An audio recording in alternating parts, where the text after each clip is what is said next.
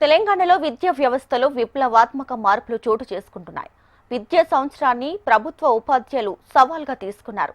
కొత్త విద్యా సంవత్సరం ప్రారంభానికి ముందే ప్రైవేటు ఉపాధ్యాయుల తరహాలో ప్రభుత్వ ఉపాధ్యాయులు ఇంటింటికి వెళ్లి సర్కారు స్కూళ్ల పిల్లలను చేర్పించే పనిలో పడ్డారు.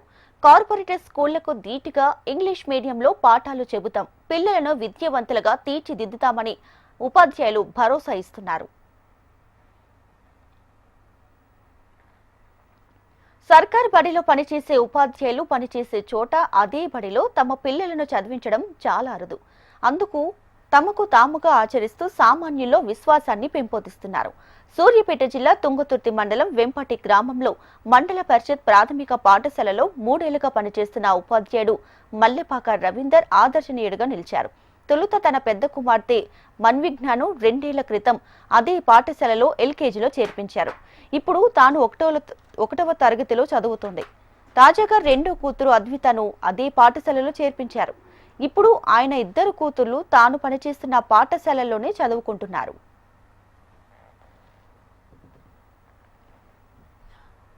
ఒక టీచర్ ఏదైనా సామాన్య ప్రజలకు చెప్పినప్పుడు ముందుగా ఆచరించినప్పుడే ప్రజల్లో విశ్వాసం పెరుగుతుందని అభిప్రాయం ఉపాధ్యాయుడు రవీందర్ చెబుతున్నారు. ప్రభుత్వ టీచర్గా పనిచేస్తున్న స్కూల్లోనే 2 పిల్లలను చదివిస్తూ ప్రభుత్వం నుంచి ఉచిత పుస్తకాలు, యూనిఫామ్, ప్రతి వారం పౌష్టికాహారానికి కోడిగుడ్లు ప్రభుత్వం ఇస్తుందని చెబుతున్నారు. ప్రతి తల్లిదండ్రులు తమ పిల్లలను ప్రభుత్వ స్కూళ్లలోనే చదివించాలని టీచర్ రవీందర్ సూచిస్తున్నారు. ప్రభుత్వ స్కూల్లో చదివిస్తే ఓనగురు ప్రయోజనాలను ఆయన మాటలోనే తెలుసుకుందాం.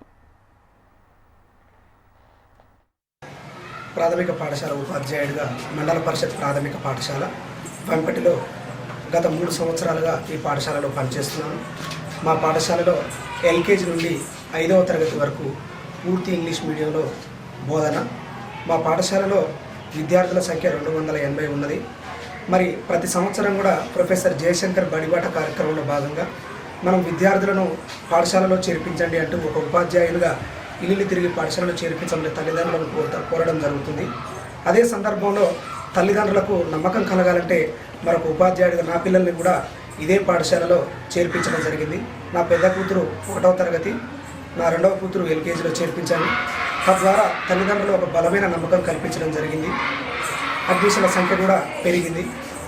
పాఠశాలలో కూడా మధ్యాహ్న భోజనం, ఉచిత పాఠ్యపుస్తకాలు, ఉచిత నోటు పుస్తకాలు, రాగిజావ పంపిణీ, వారానికి 3 కోడిగుడ్లు, మంచి అనుభవం కలిగిన విద్యార్హతలు కలిగిన మా పాఠశాల ఉపాధ్యాయ బృందం చేత బోధన చేస్తున్నాం. ప్రతి ఏటా 10ల సంఖ్యలో స్పోర్ట్స్ స్కూల్ సీట్లు, మోడల్ స్కూల్, గురుకుల పాఠశాల సీట్లు రావడం జరుగుతుంది. ప్రత్యేకంగా మా పాఠశాల ప్రధాన ఉపాధ్యాయురాలు గారు మా ఉపాధ్యాయుల సమన్వయ సమిష్టి కృషికి నిదర్శనం. ధన్యవాదాలు. గ్రామీణ ప్రాంతాల్లో ప్రభుత్వం నిర్వహిస్తున్న పాఠశాలలు ప్రైవేటు స్కూళ్లకు ధీటుగా పనిచేస్తున్నాయని వెంపటి మండల పరిషత్ పాఠశాల ప్రధాన ఉపాధ్యాయురాలు తెలియజేశారు.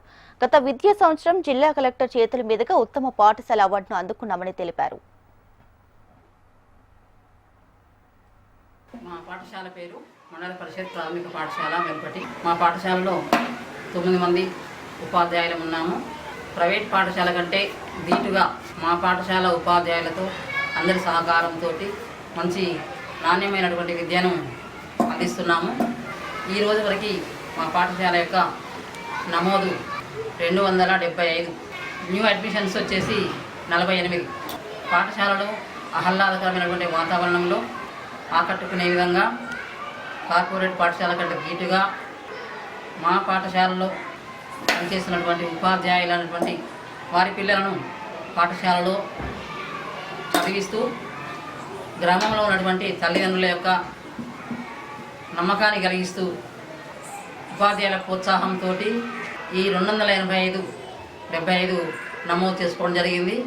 పాఠశాల అభివృద్ధికి గ్రామ పెద్దలు, తల్లిదండ్రులు, ఉపాధ్యాయులు అందరి యొక్క సహకారంతో అభివృద్ధి చేసుకోవడం జరిగింది. 2023, 2024, 25 సంవత్సరానికి గాను మా పాఠశాలను మండల ఉత్తమ పాఠశాలగా ఎంపిక జరిగి కలెక్టర్ గారి చేతి మీదుగా అవార్డు అందుకోవడం జరిగింది. ధన్యవాదాలు.